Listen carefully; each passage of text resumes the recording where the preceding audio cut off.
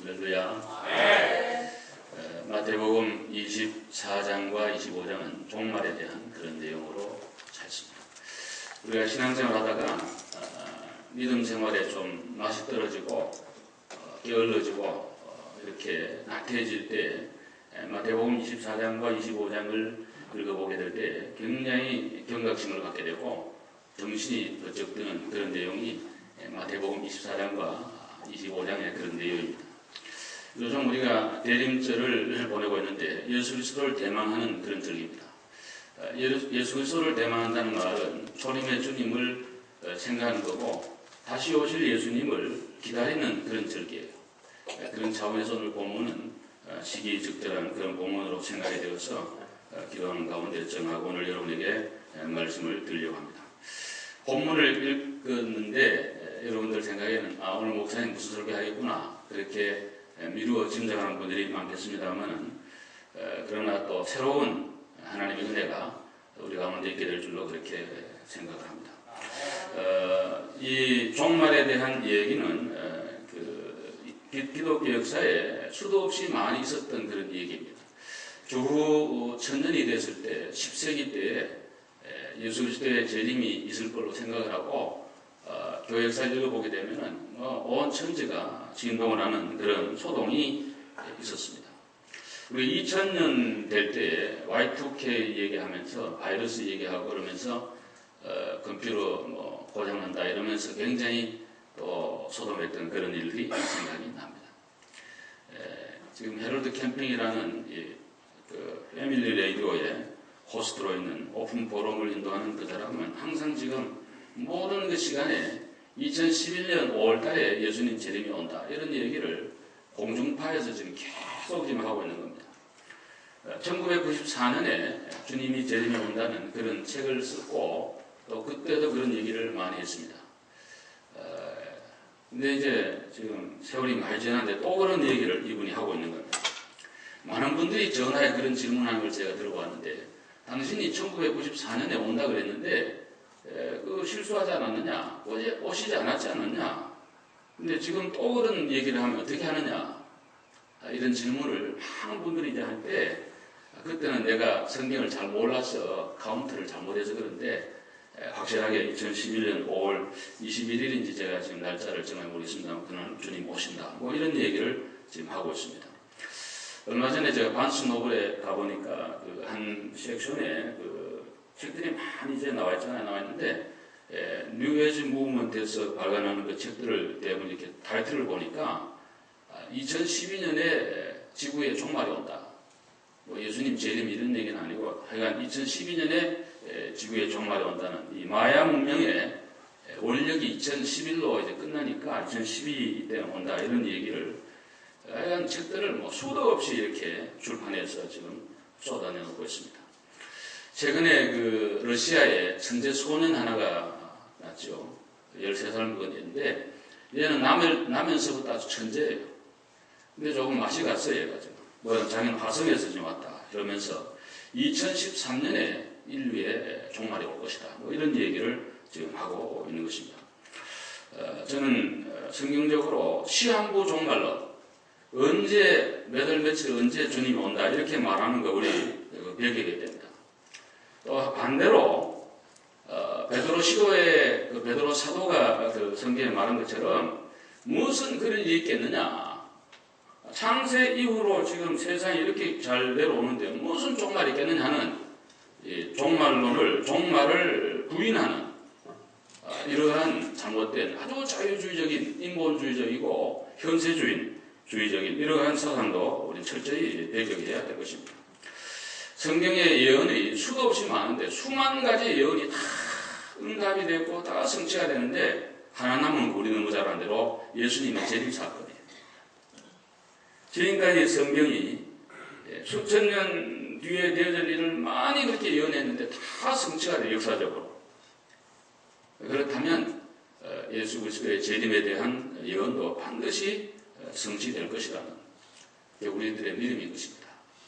여러분의 믿음이 되어야 될 줄로 믿습니다. 언제 오시든 관계가 없죠. 오늘 본문의 말씀처럼 5명의 이 슬기로운 처녀와 같이 준비가 된다면 문제는 없는 것입니다.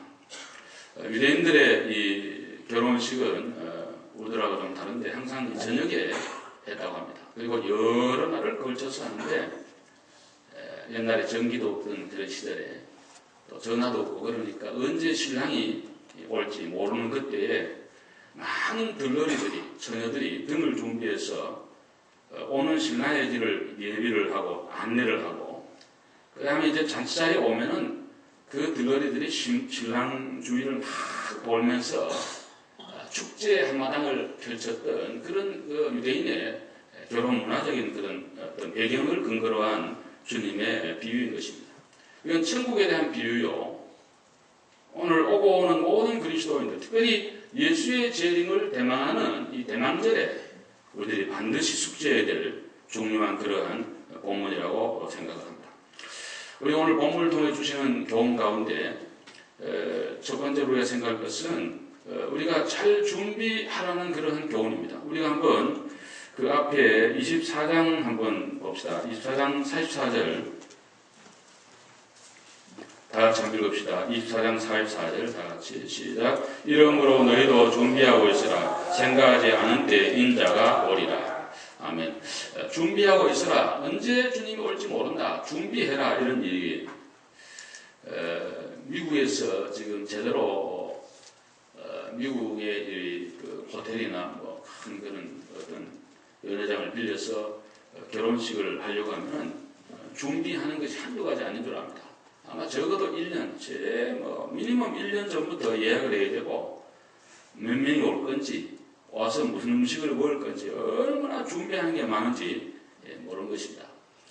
우리가 이 한국 그냥 교회에서 결혼 예식을 하고 교회에서 친교하고 리셉션을 하면 정말 쉬워요. 너무 그래도 준비가 많겠지만 그래도 너무 심플한 거예요. 또 한국 사람들이 하는 그런 식당을 빌려서 결혼식을 해도 굉장히 쉽습니다. 미국 예로 나간 대로 정말 하다못해 조그만한까지 전부 계약을 해야 되고 미리 해야 되고 확실히 해야 되고 분명해야 되고 돈 줘야 되고 그럼 골치가 많이 아픈 것입니다.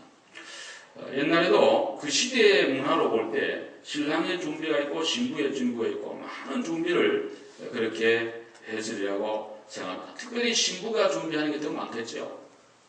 목욕을 하고 옷을 입고 배물을 하고 무슨 음식을 준비하고 청소를 하고 많은 준비를 해서 신랑을 맞이했으리라고 생각을 합니다. 여기 오늘 특별히 이 시대에 우리에게 주시는 이 본문을 통한 교훈은 이렇게 준비를 많이 했는데 정말 정작 준비해야 될 가장 중요한 것을 빠뜨렸다는 거예요. 눈에 보이는 청소도 하고 음식도 준비하고 옷도 입고 배물도 입고 다 있는데 가장 중요한 신랑을 맞을 때 가장 중요한 기름을 제대로 준비를 못했다는 거예요. 등도 있고 다 있는데 진짜 내용물이 빠져버리고 말았다는 그런 얘기입니다. 오늘 외형적으로는 잘 훈련된 신자와 같고 신료요, 신사요, 기독교인이요 예배당 오래 다녔기 때문에 예배의 모든 순서에 너무 익숙하고 교회 분습이나 회의나 모든 거 너무너무 다 잘하는데 진짜 하나님 앞에 준비해야 될 진실한 믿음과 정말 주님을 만난 인격적인 경험과 중세의 그러한 그 경험과 하나님의 성령의 은혜가 있는 그 복된 마음, 정말 주님의 자녀가 된 그런 눈에 보이지 않는 너무 소중한 이런 것들이 제대로 준비가 되어 있느냐 하는 것입니다. 다 졸려 잤다가 10명이 다 잘 수 있어요. 여기서 말하는 깨어있으란 말은 육신적으로 자지 말고 그냥 24시간 깨어있으라 그런 얘기 아니죠. 우리가 믿음을 제대로 잘 준비를 하고 하나님 앞에 설 수 있는 그런 것을 잘 준비한 다음에 우리가 얼마든지 쉴 수도 있고 살 수도 있고 놀 수도 있는 것입니다. 여기에 기름은 성령과 믿음을 얘기한다. 전통적인 해석에 성령과 믿음. 눈에 보이는 것은 우리가 다 되어 있는데 성령과 믿음은 안 보입니다. 그건 하나님이 아시고 여러분 스스로 압니다. 사도 바울이 얘기하기를 고린도 교회를 향해서 너희가 믿음에 있는가 자신을 확증하고 확증해라. 정말 내가 예수 그리스도를 구주로 믿고 천국을 믿고 지옥을 믿고 하나님 앞에 헌신하면 내게 은혜와 복을 준다는 이러한 믿음이 우리 가운데 있는가? 확실한 준비가 되었느냐? 여러분 분명히 들으세요. 우리가 다른 걸로는 천국 못 갑니다. 다른 걸로는 주님을 맞이할 수가 없어요. 외형적인 어떤 직분이나 그동안 교회 경력이나 내가 몇 대로 믿었다는가 이런 거로 주님을 맞이할 수 없어요. 주님을 맞고 주의 나라에 가는 것은 예수 그리스도를 구주로 믿는 믿음, 정말 진실한 믿음, 아까 우리 예배 전에 그 부른 찬양처럼 그러한 진실한 믿음이 우리 속에 있어야 하나님의 자녀가 되고 영원한 천국의 후사가 될 수 있다는 그런 말씀입니다. 여러분은 준비가 되어 있습니까? 준비를 잘 하셔야 돼요. 준비가 돼요. 준비. 공부하는 학생이 항상 공부 준비를 잘하면 미국에 팝 퀴즈를 많이 하잖아요. 갑자기 미국 학교는 예고 없이 퀴즈를 많이 봐요. 애니타임 자기가 할 수 있죠. 준비가 되어 있으니까. 우리가 언제 주님 우리를 찾아올지 부를지 주님이 언제 재림에 오시든 그거는 우리의 소관이 아니에요. 그 누구도 거기에 대해서는 한치도 대할 수가 없어요. 그러나 준비가 되어 있으면 아무런 문제가 없는 줄로 믿습니다. 문제는 준비를 잘해요. 제가 전에도 한번 얘기를 한 것 같습니다만 제 아들이 여기 고등학교까지 집에 있으면서 우리 교회에서 자랐습니다.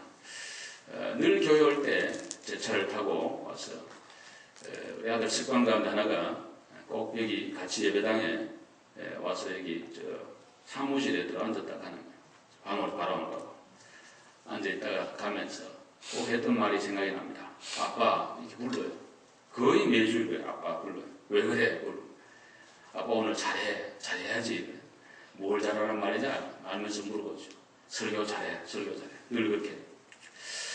어느 날 제가 한번 외출 갔다가 주일날 새벽에 뉴욕 공항에 온 적이 한 번 있었던 것 같습니다. 집에 갔는지 그건 잘 모르겠는데 공항에 마중을 나왔어요.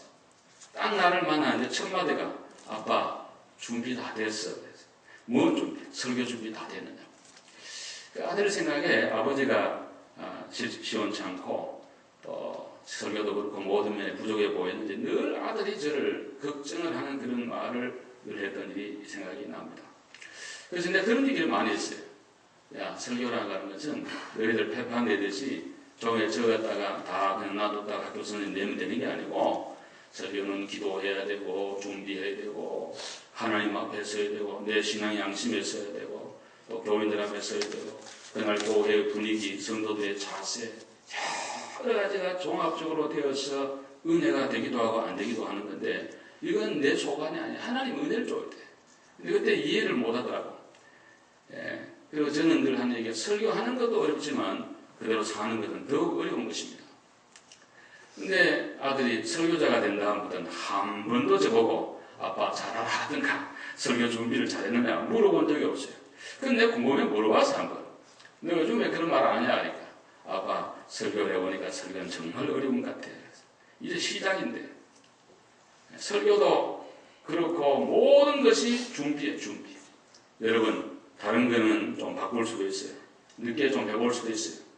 세컨 찬스 올 수 있어요. 그러나 믿음 준비하는 거, 신앙 준비하는 거는 우리 가운데 영원한 기회가 주어지지 않습니다. 오늘 이 시간이 마지막이 될지도 몰라요. 우리 모두. 그러므로 언제나 총말론적인 그런 신앙과 사상을 가지고 오늘 지혜로운 자처럼 믿음을 잘 준비하시기를 주의 이름으로 부탁을 드립니다. 그 다음에 우리 한번 8절과 9절 한번 읽어보겠습니다. 다 같이 읽읍시다. 8절 9절 큰 소리로 또박또박 읽읍시다. 시작. 슬기 있는 자들이 대답하여 9절과 10절입니다. 미안합니다. 9절과 10절 다 시작. 슬기 있는 자들이 대답하여 이르되 우리와 너희가 쓰기에 다 부족할 바노니 차라리 파는 자들에게 가서 너희 쓸 것을 사라 하니 그들이 살아간 사이에 신랑이 오므로 준비하였던 자들은 함께 혼인잔치에 들어가고 문은 닫힌지라. 아멘. 여기 두 번째 주시는 교훈은 이 기름은 다른 사람의 것을 빌려 쓸 수가 없다는 그런 얘기예요. 신랑이 이제 왔어요, 밤중에. 그러니까 갑자기 시간으로 다 떨어니까 다 일어나서 등불을 준비하게 됐습니다. 오늘처럼 전화도 없고 뭐 아무 교통도 나쁘고 그러니까 언제 신랑이 올지 아무도 모르고 있다가 밤중에, 오늘 성경은 밤중에 그렇게 늦게 이렇게 신랑이 왔다는 그런 얘기예요. 예수 그리스도의 재림이 언제일지 몰라요. 지금은 정말 밤중 같은 그런 때, 모든 면으로 볼 때 우리가 시대가 가면 갈수록 더 악해지고 더 어려워지는 이런 시대에 이제는 정말 주님의 재림이 가까운 그러한 때, 내년이 되었던 2013년이 13년이 되었던 언제든 관계없고 주님은 언제든지 오실 수 있는 그런 상황이 되었어요. 그런데 지혜로운 자들은 성경을 잘 보시면 등도 있고 그 다음에 기름통도 따로 가지고 있었어요. 성경을 잘 보시면. 그래서 그 기름통에서 등에다 기름을 계속 공급을 하니까 불이 꺼지질 않아요. 근데 미련한 사람은 등만 달라 가져왔는데 그 안에는 기름이 다 타버리고 나니까 기름이 부족한 거예요. 좀 빌려달라 그러니까 이거를 빌려주면 너와 우리 예수에게 다 부족하니까 차라리 파는 사람에게 가라 라고 얘기를 하고 파는 사람에게 가는 사이에 이미 신랑이 집 안으로 들어오면서 문이 닫혀서 들어가지 못했다는 그런 얘기예요. 우리는 오늘 이 본문의 말씀을 두렵고 떨리는 마음으로 말씀을 잘 받아야 됩니다. 졸면서 자는 시간이 많이 있었어요. 준비할 시간이, 프로베이션 피리엇이 하나님의 은혜의 그러한 그 시간들 우리에게 많이 있었는데 수많은 시간들을 다 허비해버렸어요. 다 날려버렸어요. 그리고 늦게 깨달았지만 이미 때는 늦었어요. 저는 목회를 하면서 저희 집에 목사님들이 많이 계셔서 그런 모습들을 많이 제 스스로 경험을 했는데 이 병원에 이제 가보면 환자는 잘 몰라요. 저도 옛날 아파 누웠을 때 내가 그렇게 심각한 병이 있는 걸 몰랐는데 그런 것처럼 환자들은 몰라. 오래 살 것처럼 자꾸 미래 얘기를 많이 해. 그런데 가는 사람은 알아. 이분이 지금 6개월이다, 1년이다, 얼마 못 산다는 거 알고 있어. 근데 이분 얘기하는 거 보면 내일 모레 갈 줄을 전혀 모르고 있어요. 그러면서 대부분의 많은 분들이, 대부분 모든 사람들이 하는 얘기는 한결같아요. 뭔가니까 이럴 줄 알았으면 좀 더 주님의 나라를 위하여 교회를 위하여 충성하고 헌신할 것. 그러면서 지난 날들을 껄껄하면서 많이들 후회해. 그리고 조금 내게 시간이 더 주어진다면 이렇게 하겠다고 하는 그런 말들을 많이 하는데 이미 너무 늦었어요. 이미 그 시간이 지나가 버렸어요. 이미 기회가 다 가버리고 없는 거예요. 그래서 많은 분들이 후회하면서 회한의 마음을 갖고 가는 그런 모습들을 저는 많이 보았습니다. 여러분, 다른 건 빌려줄 수 있어요. 돈도 좀 빌릴 수 있고 하여간 뭐든지 좀 눈에 보이는 건 빌릴 수 있어요. 그런데 믿음, 성령, 은혜, 천국, 지옥, 축복 이런 것들 절대로 영적인 세계, 보이지 않는 세계의 것은 빌려 쓸 수가 없어요. 개인적으로 가는 거예요. 믿음은 지극히 개인적인 거예요. 한 사람 한 사람이 믿음을 준비해야 돼요. 옛날 사람들 들어보면 어른들 전도하면 마누라 치마 보고 들고 전국 간다는 그런 분들이 옛날에 많이 사는거어요. 절대 못 가요. 한국 그 선교사님들이 오셔가지고 한국 사회와 교회를 위해서 한 일이 너무 많죠. 지금 한국이 잘 사니까요. 그냥 잘 살게 된 줄 알고 교회를 무시하고 막 그러는데 정말 제가 정말 좀 영향력 있고 그런 학자 같은 막 책을 막 좀 돈 많고 많이 해가지고 막 많이 이렇게 발견해냈으면 좋겠어요. 왜냐하니까 선교사님들이 오셔가지고 한국 교회뿐 아니라 한국 사회를 다 살렸잖아요. 글 모르는 분들 다 가르쳐주고 그리고 초기에 미국에 유학 온 사람들 전부 선교사들이 보증서 가지고 왔잖아요. 전부. 누가 그때 올 사람 몇 명이나 있어요. 다들 이렇게 사람 기도고 미국에 있는 교회들이 선교회를 만들어가지고 지금 우리가 아프리카 제3세기에 선교회 보내서 아들 공부시키는 것처럼 우리 한국 교회 보내가지고 아들 공부를 시켰잖아요. 그리고 감사합니다, 고맙습니다 이런 말이 우리 있었습니다. 한국 사회에. 없었습니다. 전부 교회에서 다 가르쳐. 회의하는 것도 잘 몰랐습니다. 옛날에 다. 근데 전부 우리 교회를 통해서. 그래서 정치, 문화, 경제 모든 전체에 이 선교사들이 끼친 그 영향은 너무 큰 거예요. 근데 그 중에 또 제가 오늘 본문과 연결해 본다면 중요한 하나의 공헌을 했는데 그건 뭐냐면 한 사람 한 사람에게 개인 구원을 확인한 사실이에요. 제가 이제 그 옛날에 우리 선교사들이 저희 대학교에도 많이 와서 영어도 가르치고 이렇게 했는데 그분들이 첫 시간 들어오면 공부로 오는 거 있어요. 한 사람 한 사람 출석 부른 다음에 공부로 가요. 미스터김 중생했는가? 예수를 구주로 영접했는가? 천국 갈 확신이 있는가? 공부로 가요. 그럼 어떤 학생들이 이렇게 대답해요. 아이 목사님, 우리 지금 대대로 저는 믿는 집안에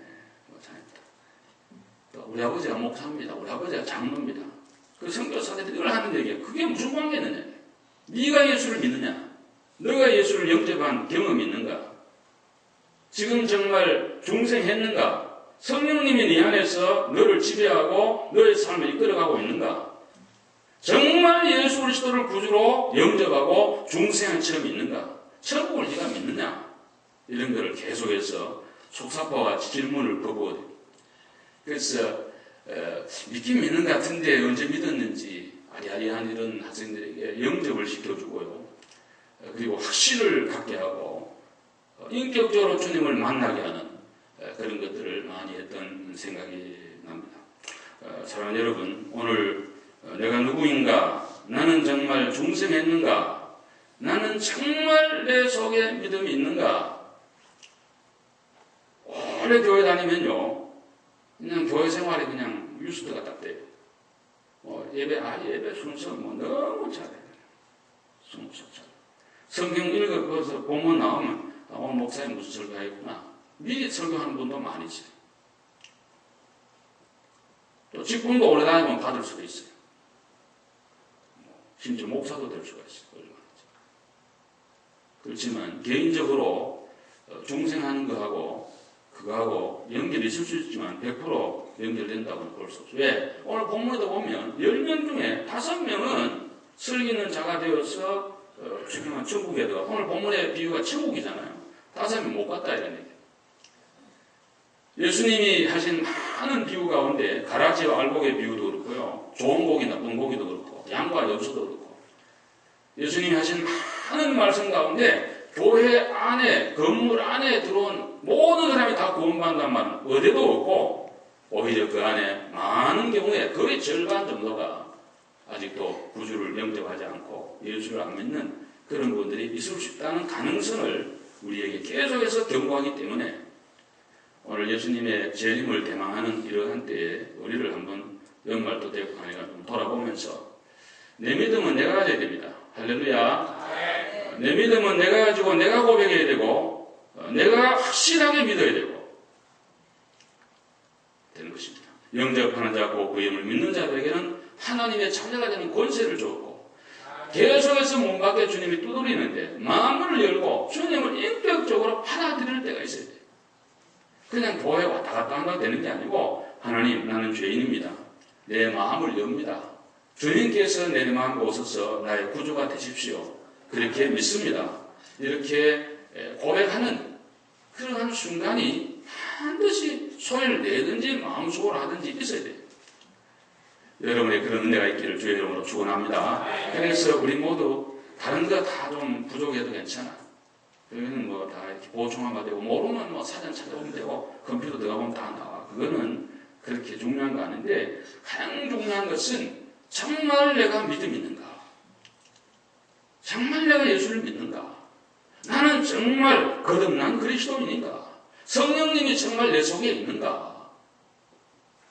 나는 양심적으로 정말 천국을 믿는가? 지옥을 믿는가?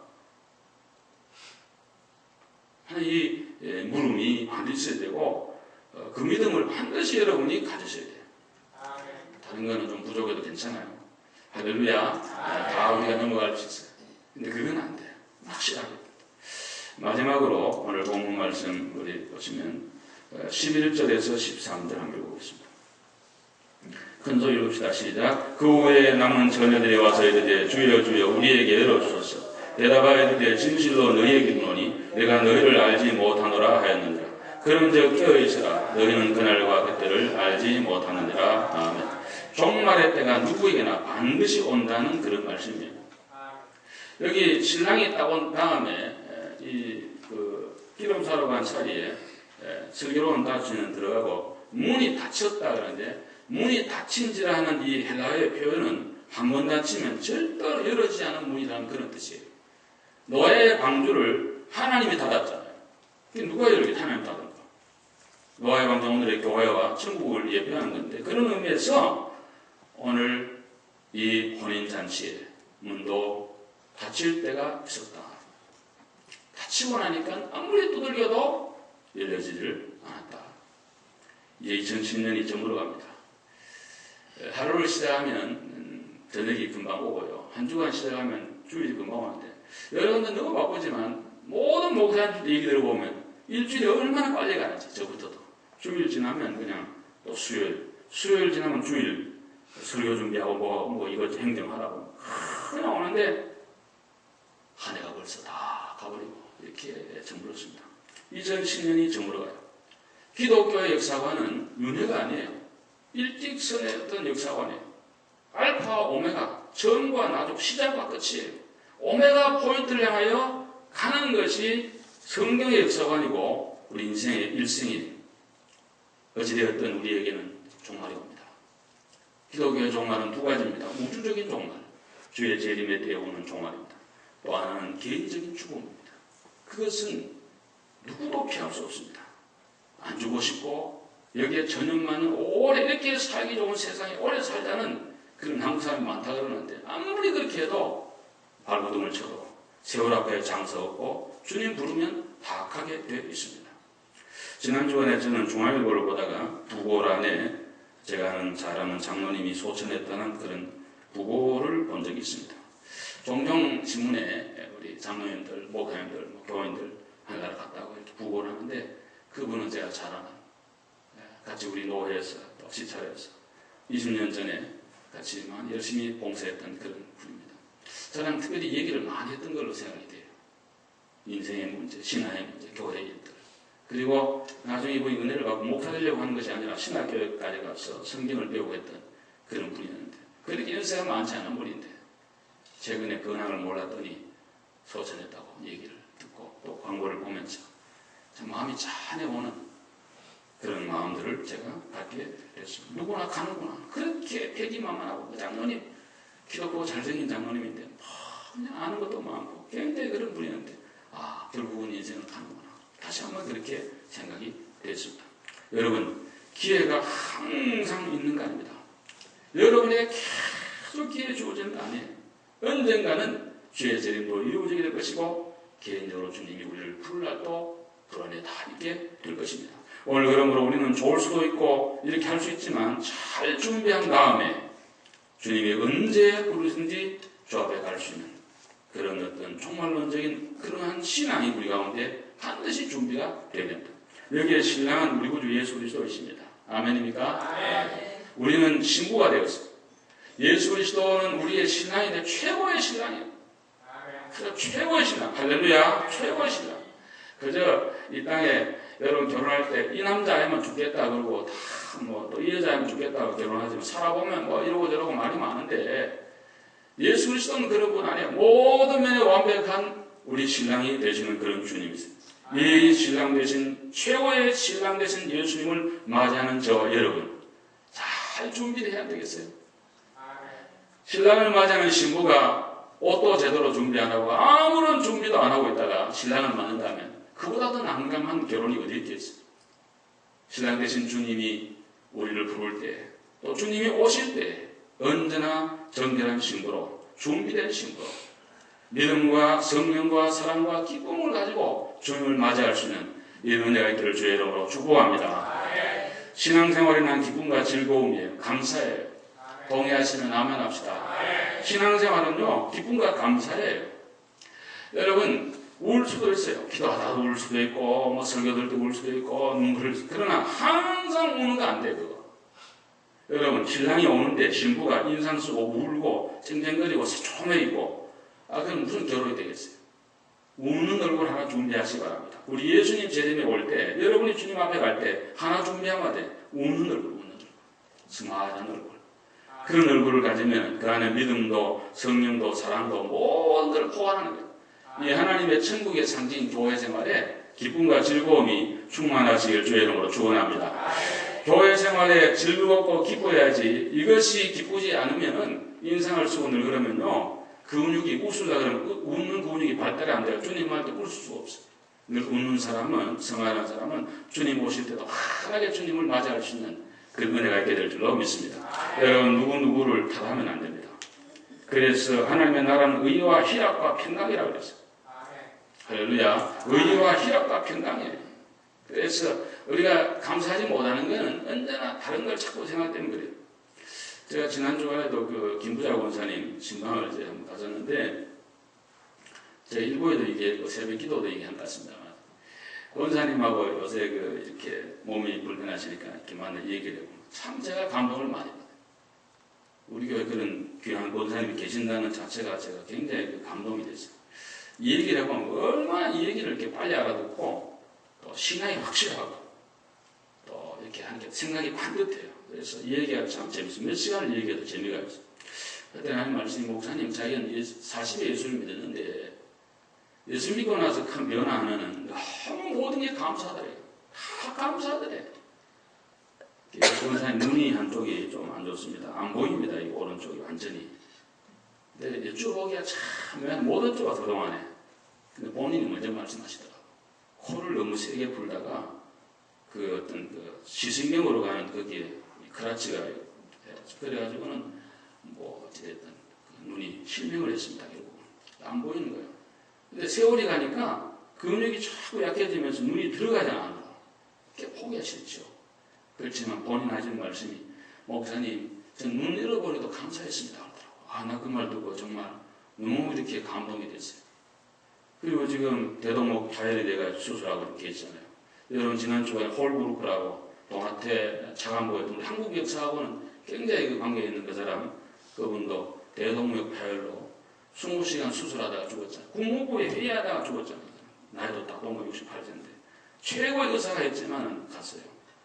근데 우리 권사님 하나님 은혜로 그래서 계속 감사하대 모든 게. 그래서 제가 신방 갔다가 너무 감동을 받고 돌아왔어요. 제가 여러분 마음속에 연말을 지나면서 감사한 마음이 하나님 앞에 있어야 되고 가족들에게 교회 앞에 모든 사람 앞에 그런 마음이 충만하기를 바랍니다. 그것이 주님을 잘 믿는 신앙의 그런 모습이에요. 서부의 어떤 그 목사님 얘기를 제가 들어보니까 자기가 목회를 하는데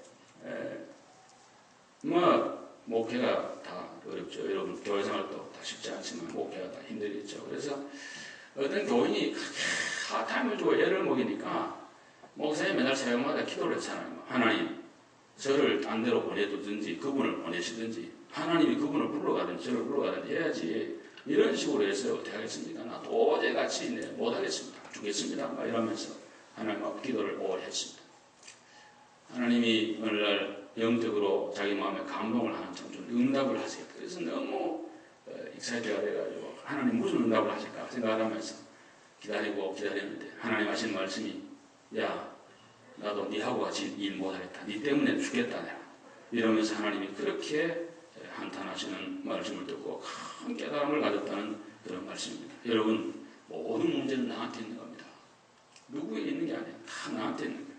우리 모두는 하나님의 은혜를 더 감사하면서 즐겁고 감사하면서 믿음을 잘 준비해 오시는 주님 앞에 설 때 여러분과 제가 잘 설 수 있는 그런 행복과 은혜와 축복과 준비 있는 여러분 되시길 주님의 이름으로 간절히 축원합니다. 기도하겠습니다.